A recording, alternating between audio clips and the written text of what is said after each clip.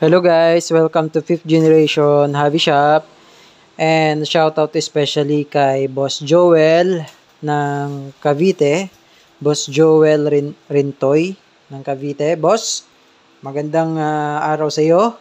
Ito na po ang iyong order na M92 na double bell, gas blowback pistol. Okay, so ito na siya, bossing.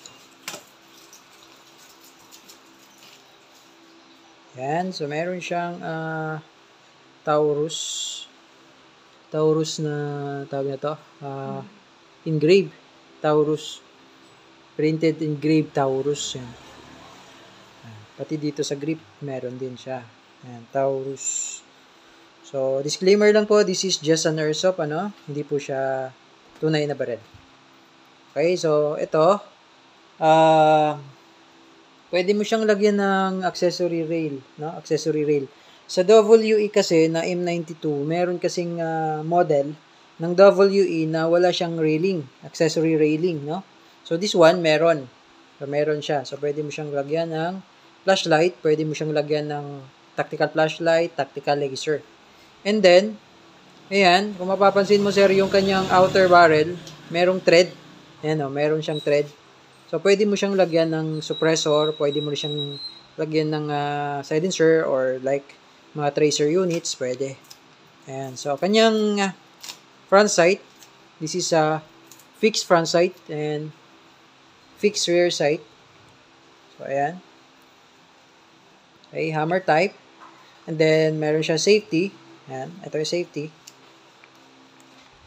Okay. Ayan. So, pag ibababa mo to, tapos naka-safe ka, hindi papalo yung hammer. Inangat mo, that's ready to fire. Ayan. Okay, so working ang safety niya. Ayan.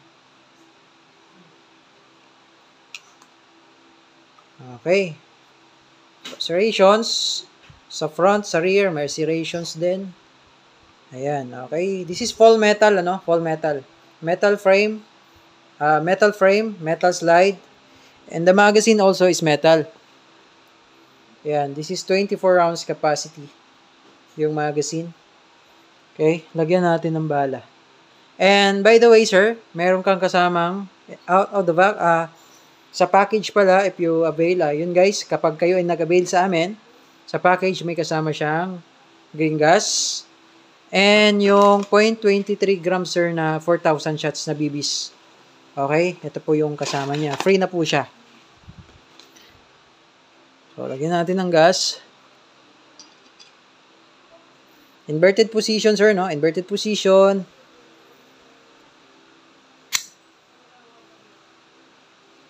Yan.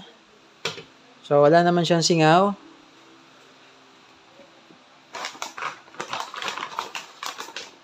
And, lagyan natin ng BBs.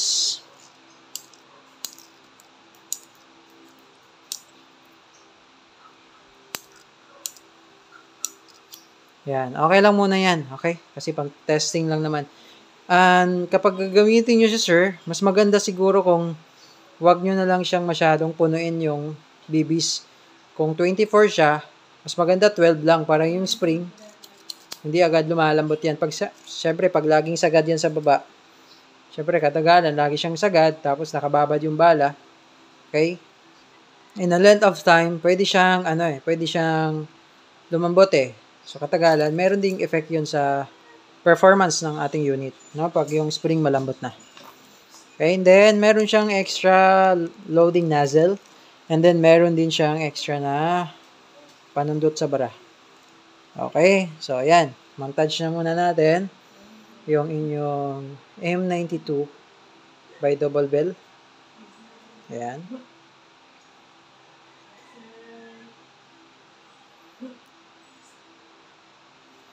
Salpak lang natin yung mag. Napakaganda ng unit. Okay, now, Boss Joel. So, magte-test part tayo, boss. Okay? Okay, Boss Joel, ito na po. Magte-test na tayo ng inyong unit. Ayan. Okay. So, check muna natin ulit yung safety. Yan, pag nakababa. Okay. Gumagana, sir. Ayan, so ready to fire. Okay, position. Firing.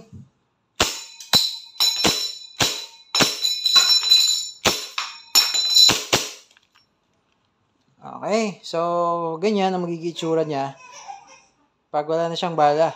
So, nag-open slide siya. No? Nag-open slide siya. Then, release the magazine muna. Always release the magazine yan. Wala na siyang bala. So, check natin kung may gas. Matigas. So, may gas pa siya pag matigas yung valve. Yung outlet valve. Okay, so ang gawin nyo, naka-open slide siya.